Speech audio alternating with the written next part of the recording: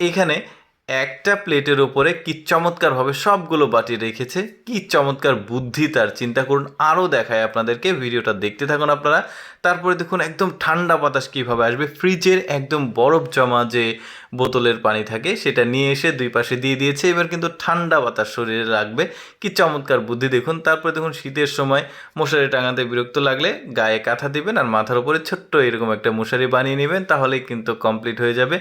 চমৎকার বুদ্ধি। তারপরে দেখুন এই জায়গাটা পার হচ্ছে কতটা বুদ্ধি খাটিয়ে, ড্রাম দিয়েছে দুই পায়ে দুইটা, তারপরে কিন্তু একদম সহজে সে এই জায়গাটুকু পার হয়ে গেল। এইরকম আরও চমৎকার বুদ্ধি আছে, এখনও শেষ হয়নি, আপনারা দেখতে থাকুন। এই যে দেখুন এবার মেয়েদের যে হিল, সেই হিলটা বানাচ্ছে, এটা যদিও ফানি তারপরে কিন্তু বেশি চমৎকার। এই যে দেখুন হিল বানিয়েছে, কাঠের দুইটা অংশ জাস্ট স্যান্ডেলের তলায় লাগিয়ে দিয়েছে, এখন হাঁটছে। আমার কাছে এর প্রতিটা বুদ্ধি এত ভালো লেগেছে কি বলবো, যে কারণে ভাবলাম যে আপনাদের সাথে শেয়ার করি। প্রতিটা বুদ্ধিই চমৎকার ছিল। আরও কিছু দেখাই, দেখুন ইটের স্যান্ডেল বানিয়েছে।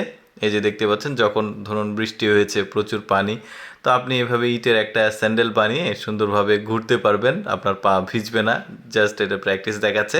রান্নাঘরের যে ব্যাপারটা সেটাও কিন্তু বেশ দারুণ। দর্শক, প্রতিদিন এইরকম এক্সেপশনাল ভিডিও দেখতে আমাদের ইউটিউব চ্যানেলটি সাবস্ক্রাইব করে রাখুন। ধন্যবাদ।